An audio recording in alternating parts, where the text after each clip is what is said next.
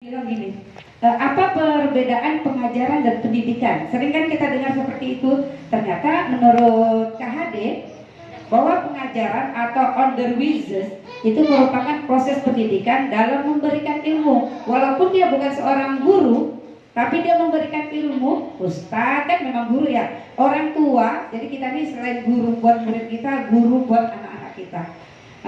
Jadi memberikan ilmu atau berfaedah untuk kecakapan hidup anak secara lahir dan batin. Sedangkan pendidikan atau offending memberikan tuntunan terhadap segala kodrat yang dimiliki anak agar ia mampu mencapai keselamatan dan kebahagiaan. Jadi kalau dia selamat, dia tidak bahagia, dia tertekan dengan cara kita belajar, itu juga bukan merupakan sebuah pendidikan.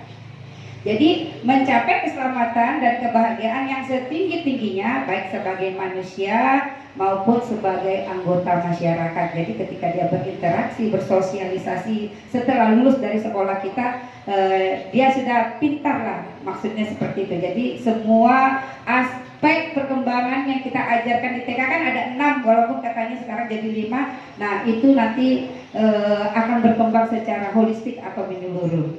Selanjutnya Bu, KHD juga mengibaratkan kalau kita ini sebagai guru itu ibaratkan seorang petani dan murid-murid kita ini sebagai benih tanaman. Jadi bagaimanapun karakter murid kita, benih yang kita dapatkan itu mau dia tidak bagus bibitnya atau memang dia bagus, tapi bagaimana cara kita merawat ketika anak-anak kita di sekolah itu, bagaimana kita mengarahkan mereka, bagaimana kita mengayomi mereka, sehingga tujuan pendidikan menurut KHD ini menuntun segala kodrat yang ada pada anak-anak agar mereka dapat mencapai keselamatan dan kebahagiaan yang setinggi-tingginya, baik sebagai manusia maupun anggota masyarakat.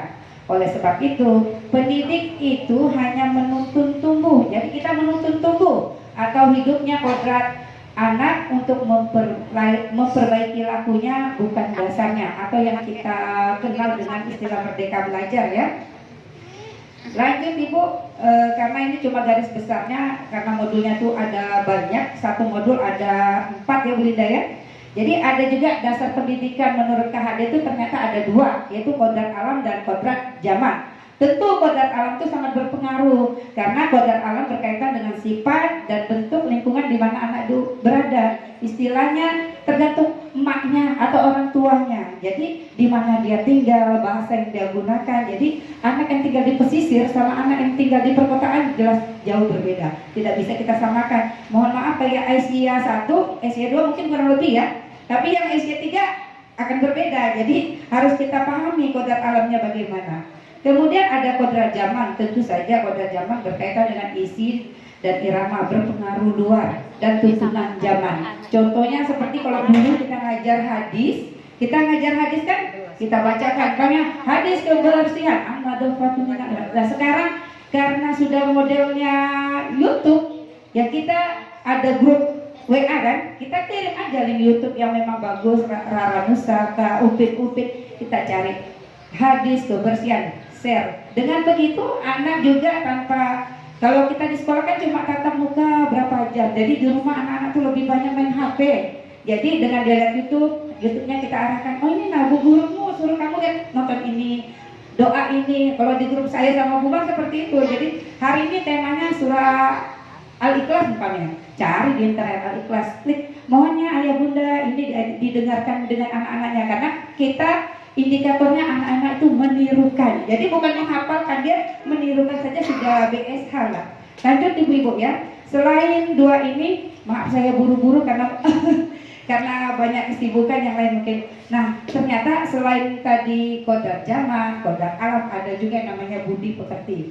Inilah yang kita kenal di TK Asia kita, akhlakul karimah, akhlak yang mulia. Inilah menjadi visi kita, yaitu menurut KHD budi pekerti atau watak atau karakter merupakan perpaduan antara gerak pikirannya, perasaannya, dan kehendak atau kemauan sehingga menimbulkan yang namanya tenaga.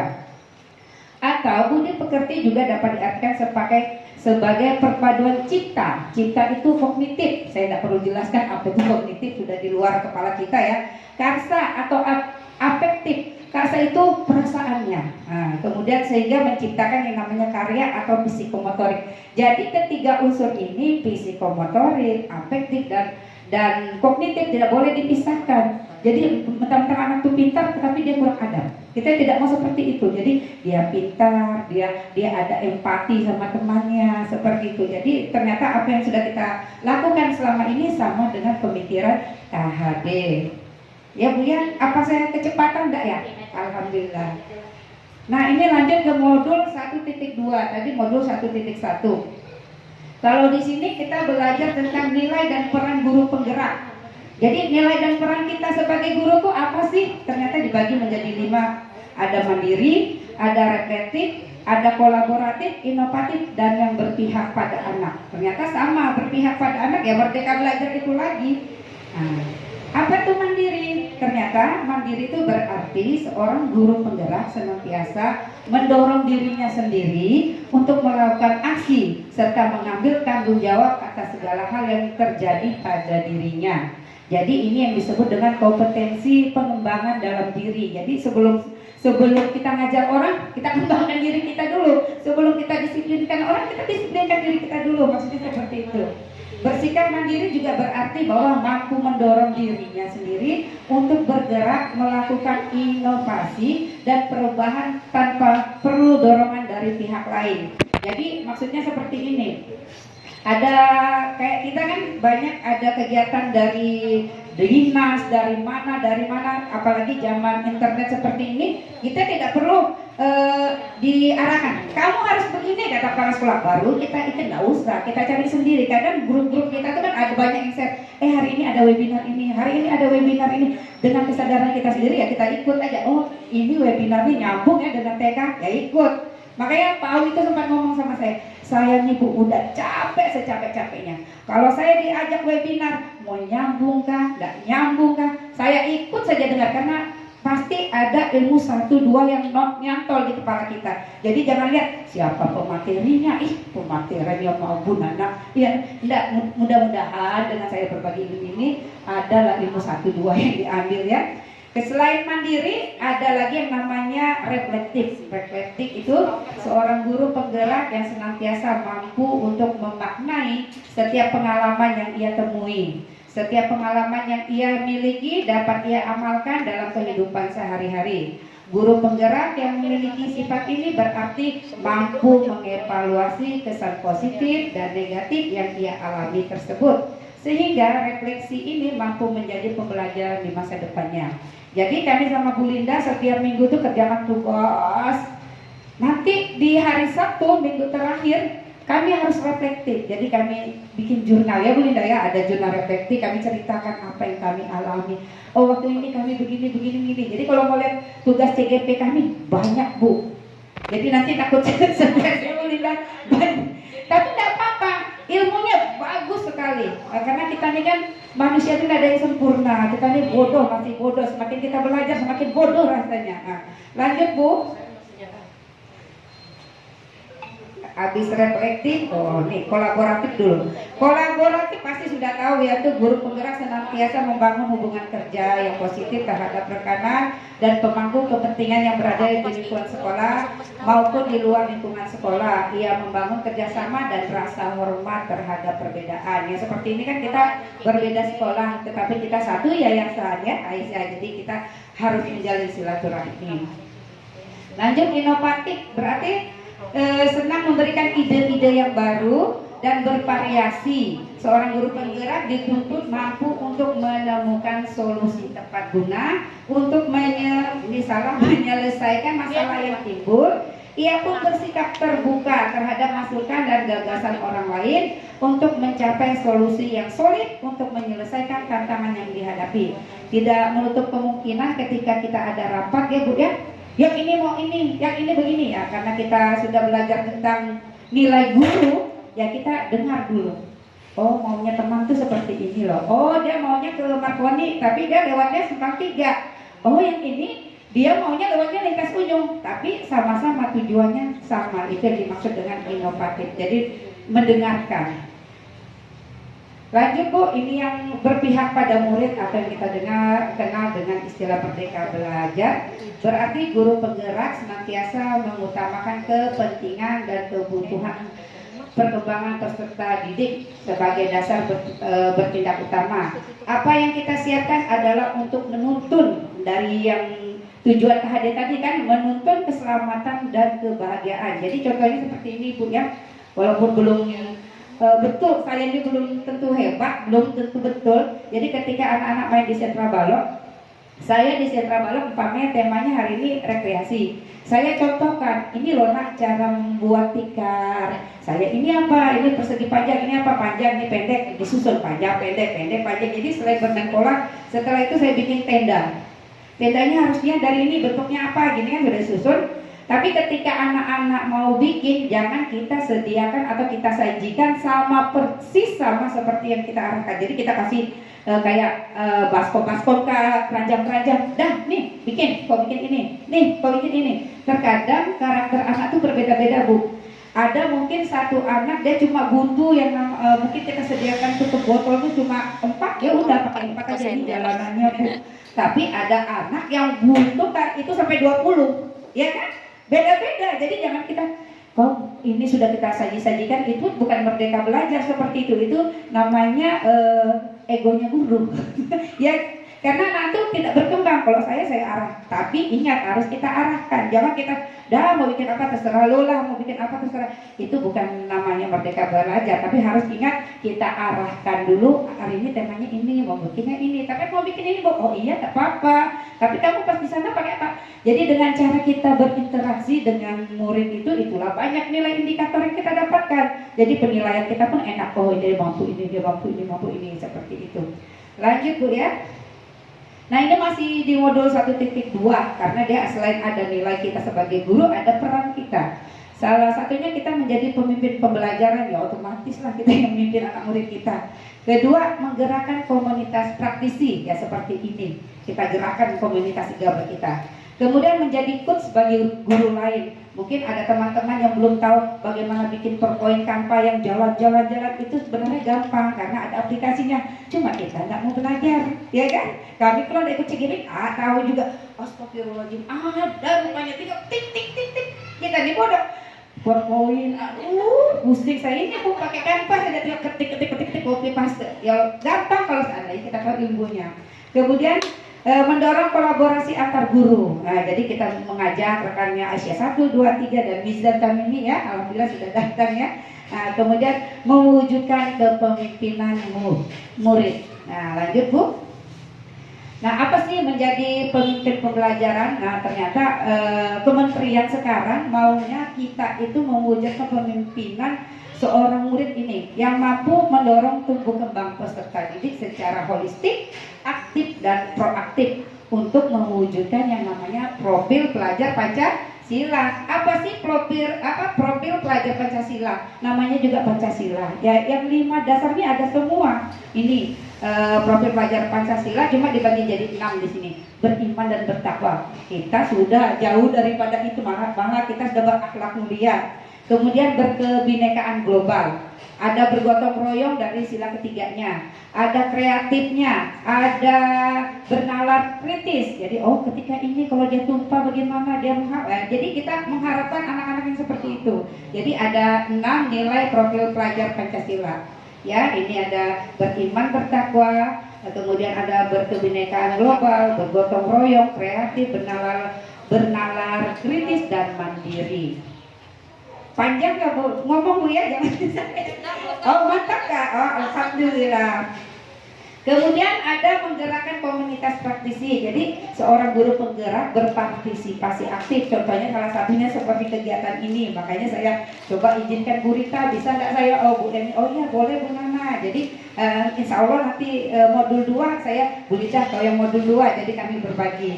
Jadi dalam membuat komunitas belajar untuk para rekan guru baik di sekolah maupun di wilayah kita ya. Kemudian lanjut. menjadi coach, walaupun belum ya, ini memang agak susah ya, apalagi orang tua yang diajar agak susah.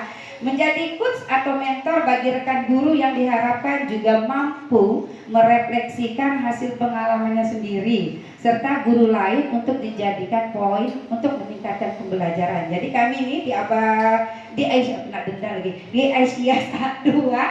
Jadi setelah kami melakukan pembelajaran, kami kumpul di sini. Tadi penilaianmu bagaimana? Jadi dengan kita, tadi aku penilaiannya pakai begini kan. Sekarang ini agak ribet ya karena anak ini masuk di sini, kami mau nilai anak ini 3. Kok pakai ini aja, ini begini. Jadi bukan menjadi ikut tapi tukar pikiran ya, tukar pikiran. Aku kalau nilai anak ini di sini aku pakai sesi 1 1 orang, sesi 2 aku 1 orang biar aku enggak pusing. Nanti gitu ya benar. Aku di sesi 1 pakai langsung 2 orang. Enggak usah satu-satu aja. Seperti itu. Jadi kita mau menerima saran orang itu. Jadi otak kita ini tidak berat. Jadi ada teman bercerita tuh enak Bu. Kemudian 4, mendorong kolaborasi antar guru, yaitu membuat ruang diskusi positif dan kolaboratif antar guru dan pemangku kepentingan di dalam dan di luar sekolah untuk meningkatkan kualitas pembelajaran. Ini pastilah ya, nggak usah dijelaskan. Nah ini mewujudkan kepemimpinan murid. Maksudnya apa sih? Kita mendorong peningkatan kemandirian dan kepentingan murid di sekolah, mampu memunculkan motivasi murid untuk belajar, juga mendidik karakter murid di sekolah. Jadi ini contohnya saya ambil cuma 2. Jadi ketika anak itu datang, karena kita sudah biasa ketika dia datang kita cek suhu, dia tidak perlu kita arahkan, cicit dulu ke sana, dia langsung langsung jalan sendiri. Itu namanya karakter. Anak-anak itu sudah sadar dari dalam dirinya karena pembiasaan kita lakukan. Nah ketika dia masuk dari ketemu kita, assalamualaikum. Sekarang tuh serba salah Bu, karena kita mau salaman takut corona. Tidak salaman, orang tuanya suruh salaman deh sama gurunya, ya kan? Jadi akhirnya saya inisiatif gini, kompak corona supaya coronanya hilangnya dek, hilang. Jadi gitu saya, kontak corona, hilang. Jadi corona supaya hilang. Jadi harus kita pintar-pintar lah, karena orang tua juga serba salah. Kita mau prokes, orang tuanya salaman dek sama gurunya. Aku harus pakai apa? Nanti anak orang demam, tapi orang tuanya enggak, salim aja. Jadi kontak corona dek, karena dia kalau salim otomatis dia ke wajah. Kalau kita kompak corona dia cuma di tangan. Saya nggak pernah salim sama anak-anak. Kalau anak-anak salim, kompak corona dek, kan corona belum hilang. Jadi kita secara tidak langsung mengajarkan anak-anak tuh prokes. Jadi kalau kita juga ikut salaman berarti tidak apa-apa guruku salaman kok. Nah itu kadang yang buat kita masih kayak dilema. Lanjut Bu ya. Nah alhamdulillah sudah di modul 1.3 itu visi guru penggerak. Sebelum saya jelaskan visi apa, kita harus tahu dulu yang namanya inquiry apresiatif. Apa sih itu IA? IA ini memang temuan, memang sudah ahlinya yang bahas. Jadi saya cuma menyampaikan saja.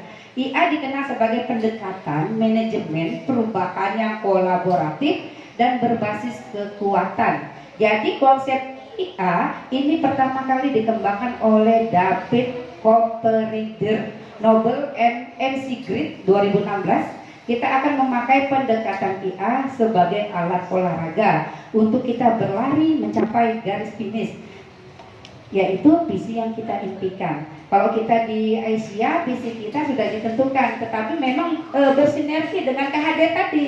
Karena beriman, kita kan visi kita sama-sama ya, beriman dan karena memang dari atas ya Bu Rita ya. Jadi memang itu beriman, berdakwah, berkreatif dan lain sebagainya. Jadi ini pendekatan IA atau inquiry apresiatif dapat dimulai dengan mengidentifikasi hal baik. Jadi hal baik apa saja yang telah ada di sekolah kita, mencari cara bagaimana hal tersebut dapat dipertahankan dan memunculkan strategi untuk mewujudkan perubahan ke arah yang lebih baik. Dan sekolah kemudian menyelaraskan kekuatan tersebut dengan visi sekolah dan visi setiap warga sekolah. Jadi maksudnya seperti ini Bu, kita kan punya visi itu agama ya yang kuat. Makanya sekolah kita kenapa diburu orang, karena kita ada hadis. Anak kecil sudah hebat baca hadis, baca doa. Nah itu yang kita kembangkan. Jangan pokoknya semester 1 itu semester 1 dan 2 kan berbeda, tapi nanti tahun ajaran baru itu lagi. Kalau bisa kita kembangkan. Kan kemarin sebelum Pak, sebenarnya Kita gampang sih mengembangkannya, cuma kita kendala pandemi sih. Jadi seperti kita Anabawan Dewan Ayah dia dulu anak-anak kita hafal kan. Sekarang gurunya aja kalau sudah 20 kok terbalik ya kan. Hadis juga seperti itu. Jadi maksudnya seperti itu, dengan kita meningkatkan kekuatan nilai Asia ini agama, itulah menjadi visi kita tadi. Visi kita kan berakhlakul karimah ya. Nah, untuk menciptakan tadi yang namanya inquiry apresiatif, ada pedomannya menurutnya penemunya tadi nih, yaitu BAKJA. Ternyata BAKJA itu merupakan akronim singkatan dari 5 langkah utama yang kita gunakan. B itu kita buat dulu pertanyaan, kita mau jadi anak seperti apa sih? Kita mau ciptakan anak-anak didik kita kalau keluar dari TK Asia ini mau yang bagaimana? Seperti itu. Kemudian 2A, ambil pelajaran. Oh, ternyata kalau dia keluar di sini, orang tua tuh lebih suka kalau anaknya sudah bisa sholat. Oh, kalau anaknya sudah bisa membaca, seperti itu. Kemudian kita gali mimpi bersama ya, dengan kita adakan begini, kita gali. Kamu apa sih yang jadi jangan pelit ilmu itu semakin dibagi semakin banyak saya rasa.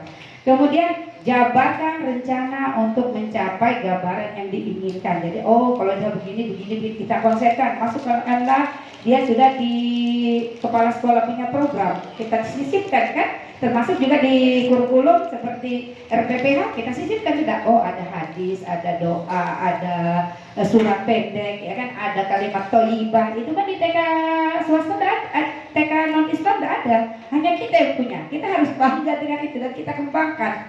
Kemudian kita atur eksekusi. Kapan sih kita mau ambil langkahnya, seperti itu. Nanti kalau ada mau file nanti saya bagikan. Daripada catatkan. Lanjut. Ini sudah modul terakhir ibu-ibu.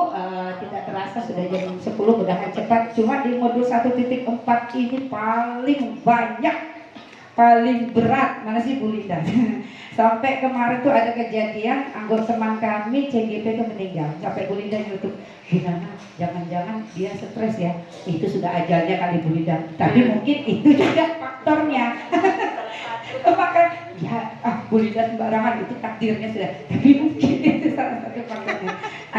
Jadi ya supaya nggak tegang kok, saya kan kayak ibu tegang, kayak aku tuh. Kemudian modul di 1.4 ini budaya positif. Di budaya positif ini dibagi menjadi 6.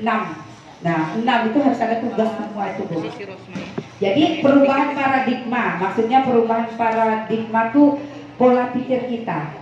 Karena ini juga ahli yang bikinnya Bu, saya cuma meneruskan bahwa Dr. William Glasser dalam kontrol teori untuk meluruskan beberapa miskonsepsi tentang kontrol. Saya cari juga catatan saya. Nah, ilusi bahwa guru itu mengontrol murid, terkadang itu yang sering kita abaikan, termasuk saya lah dulu. Jadi ketika saya sudah di dalam kelas, pokoknya guru tuh harus dengar apa yang aku mau. Nah itu ternyata itu ilusi kita Bu, karena kita sudah tertanam dalam otak kita kalau anak murid kita tuh harus dengar apa yang aku mau. Nah ternyata pada dasarnya kita dapat memaksa murid untuk berbuat sesuatu jika murid tersebut memilih. Jadi tergantung muridnya, jika dia memilih untuk tidak melakukannya jangan dipaksa. Pokoknya ada tulis ya A sampai 1 sampai 10. Aku udah mau, udah pulang. Udah pulang kalau ada tulis 1 sampai 10 harus selesai. Ternyata nggak boleh seperti ibu. Mungkin saya juga begitu. Saya kali ya ibu bunda. Kemudian ada ilusi bahwa semua penguatan positif, afektif dan bermanfaat. Jadi kita ini berpikir kalau anak ini nulis 1 sampai 10 dia pasti pintar. Ternyata nggak boleh seperti itu. Jadi saya pernah tuh pengalaman sama guru siapa. Jadi pas ngajar anak A, dia nulis, anak tuh nggak tahu sampai nangis-nangis. Harus selesai.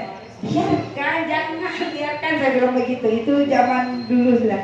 Kemudian ilusi bahwa kritik dan membuat orang merasa bersalah dapat menguatkan karakter. Jadi ini ketika anak membuat salah, kadang kita bilang supaya anak tuh jerah, supaya anak tuh kapok, ya kan? Jadi dia tidak akan mengulanginya lagi. Nah itu ternyata juga salah, tidak boleh seperti itu. Terakhir ilusi bahwa orang dewasa memiliki hak untuk memaksa, ya kan? Terkadang kita karena aku ibumu, kau harus ikut aku. Kadang dosa sama anak anak orang lain, sama anak kita aja, dia kan, sama anak saya. Pokoknya ego kita sudah mulai tinggi. Jadi ternyata ilusi 4 ini pelan-pelan mari kita rubah, termasuk saya sendiri khususnya, dengan mengontrol murid tahu harus mau apa yang ku mau, ternyata salah, kita rubah semua. Lanjut ibu-ibu. Nah, macet sudah. Kemudian ini ada konsep disiplin positif dan motivasi. Nah, di mana ada kalau Ki Hajar atau KHD tadi, di mana ada kemerdekaan atau merdeka belajar, disitulah harus ada yang namanya disiplin yang kuat. Jadi ketika anak-anak belajar, merdeka belajar, istilah kita arahkan, jangan anak itu main sembarangan karena tidak ada disiplinnya. Nah, nanti ini dibahas juga dengan keyakinan kelas, kenapa ada peraturan kelas. Jadi di sini banyak kesalahan yang kita lakukan selama ini. Dan yang kedua, Diane Gosen itu bahwa disiplin diri juga mempelajari bagaimana cara kita mengontrol diri kita dan bagaimana menguasai diri untuk memilih tindakan yang mengacu pada nilai-nilai yang kita hargai. Termasuk saya, setiap seminggu tuh pasti ada saya terlambat karena kan belum berarti datang 7.15 jangan lewat, pasti seminggu ada ya 7.20 alasan anak lah ini ya kan, maaf juga teman sudah ngajar lama kita baru dapat ya itu ya disitulah. Jadi kita mulai disiplinkan diri kita dulu sendiri, janganlah dulu orang lain, dalam diri kita dulu. Bangun jam segini saya kan sudah bangun jam 5, alasan lagi, sholat subuhnya sekarang lambat, sholat subuh aja nih, sholat subuh lagi nanti, ya kan, lambat mau jikir, iya, alasan kita tuh ada saja, karena kita ini manusia yang memang tidak sempurna, ada aja kan. Sekarang aku sudah bangun jam ini, sholat subuh jam 5 ke masjid, pulangnya setengah 6, belum lagi mandi, belum lagi sempat, banyak alasan kita. Jadi mulai sekarang mari kita merubah mindset kita sama-sama. Lanjut ibu-ibu. Nah, ini 3 motivasi perilaku Diana Gosen dalam bukunya. Nah, ini yang tadi Bu Erni paparkan. Saya nyontek ya Bu, saya juga terlalu banyak modul, dah hafal. Bentar. Oh, ini masih 1.2. Jadi untuk menghindari ketidaknyamanan, jadi dia menyatakan dalam 3 alasan motivasi perilaku manusia kita lah ini. Pertama, untuk menghindari ketidaknyamanan atau hukuman. Jadi ketika kita datang lambat, ya kan, kalau anak murid datang lambat, mungkin kalau anak TK tidak dihukum, ya tidak ada hukuman kan, tidak boleh ada hukuman. Tapi kalau di SMA, SMP, SD kena singgung. Ya kan, akhirnya dia nanti tidak nyaman. Kenapa tidak nyaman? Ketika dia masuk, otomatis mata kita itu sudah tidak nyaman. Ya kan? Selamat siang Bu Dewa, selamat datang kami ucapkan kepada Ibu. Iya, anaknya banyak. Oh iya. Nah, ini untuk menghindari ketidaknyamanan. Kenapa orang itu bisa disiplin? Pertama, kayak gini, kita kan tahu ketika kita datang terlambat, kita dididik. Apalagi yang paling ini, kalau sudah pertemuan IGTKI, baju seragam kita tuh kan dari TK-TK. Ada satu yang terlambat.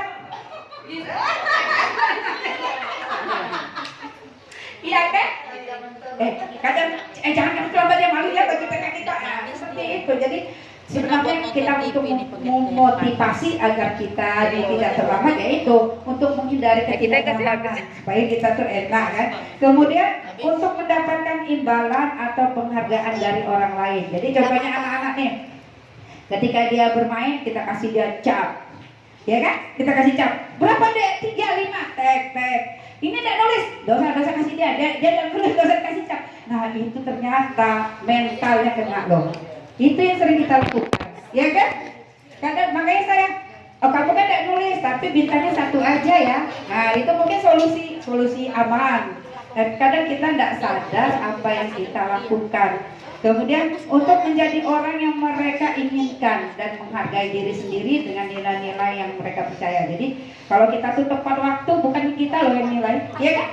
Bukan kita pun lambat, bukan kita nilai, orang yang nilai. Kita nggak bisa nilai. Saya juga nggak bisa nilai. Saya ini hebat, saya pegang semua anak, nggak bisa begitu. Orang inilah kita. Jadi kita cuma punya mata dan kita punya dua telinga. Jadi kita bisa melihat orang, tapi jangan kita dengar orang. Kenapa kita tidak dengar orang? Oh, jadi ustazah. Iya, betul. Enggak, ini ada cerita ya kan? Yang ketika anak-anak dan bapak naik ke keledai kayak, keledai. Dia bawa kan tuh? Dia bawa apa bilang orang? Bodohnya tuh bapak dan anak. Orang ada ke keledainya, kenapa dan kasih naiknya? Dengar kan bapaknya, udah naik anak dia ke keledai. Setelah naik jalan lagi. Dengar lagi orang bilang apa? Bilang orang, ya Allah, anak durhaka tuh anak. Kenapa? Bapaknya yang disuruh. Nah, bapaknya yang jalan, anaknya di atas. Turun ngasih anak. Pak, aku dibilang anak durhaka, Pak. Bapak lagi naik lagi bapaknya. Jalan.